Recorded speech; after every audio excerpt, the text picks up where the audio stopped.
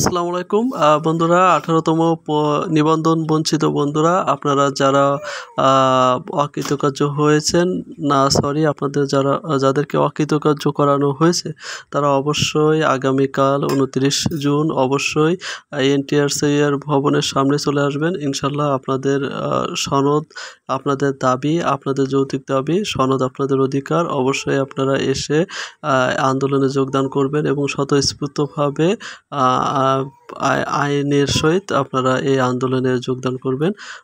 আইন মেনে আন্দোলন করবেন। ইনশাল্লাহ আপনাদের দাবি অবশ্যই এনটিআরসির কর্তৃপক্ষ মেনে নিতে বাধ্য হবে এবং তারা যেন বাধ্য হয় সেই কাজই করা হবে। আপনারা অবশ্যই আগামীকাল অবশ্যই এনটিআরসি এর সামনে চলে আসবেন। যে যেখানে আছেন আপনার পরিবারের সদস্য নিয়েও আপনি আসতে পারেন এবং আপনার দাবি আপনি এসে আদায় করে নিয়ে যাবেন।